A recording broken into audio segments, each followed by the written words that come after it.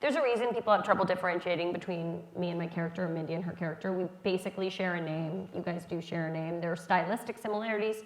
We have the same voice. We have the same face. But at the end of the day, like, I don't think that, you know, Larry David or Woody Allen or anyone else playing some version of themselves is walking around with a million people who think that they know and understand them on a deep and abiding level, or that everything they say in their films. I mean, Woody Allen is proof that people don't think everything he says in his films is stuff that he does, because all he was doing was making out with 17-year-olds for years, and he didn't say a word about it.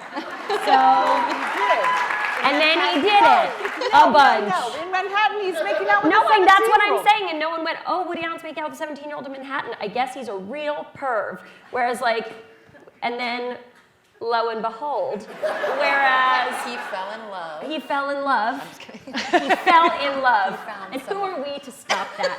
But whereas I say one thing in the show and am accused of, you know, having, you know, aired. Hannah's like it's a ridiculous character so much of the time. She's person. saying, you know, at the very beginning, I'll never forget in the pilot when she said, I think I'm the voice of a generation or a generation, and everyone's like, Lena Dunham thinks she's the voice of a generation. It's like, she was obviously on her drugs character, during the yeah, she falls to the floor high on drugs. And says, I think I'm the voice of my generation. Yeah. And it's like a beat generation joke. And it Yeah. never, I mean, I've accepted now that it's going to be like for better or worse on my grave, but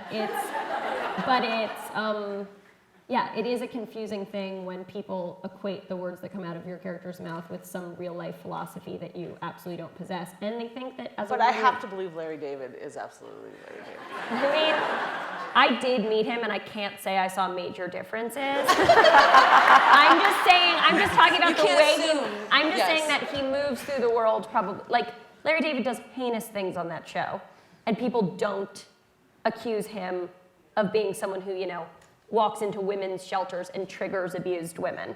Whereas, whereas it's like, I'm not just using myself as an example, but I'm the example that I currently have, where people are like, she is so high on her own supply with that voice of a generation stuff. And so, you know, you just have to navigate it. Do you this doesn't seem true for you in the characters that you play, but do people ever? Because if I was the characters that I play, I would be locked up.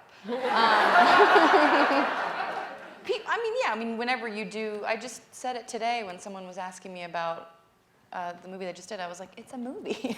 Yeah. It's a character. And they do always ask you, like, what do you have in common with your character? And sometimes I don't really want to say, because I also don't want anyone to know anything about me. People know you how they know you. And even when I go to like a dinner, people are like, duck in a voice or something. Or when I do interviews with people, sometimes I can see how disappointed and bored they are, because I'm just like, oh yeah, everything's fine. I'm not like a real showy person.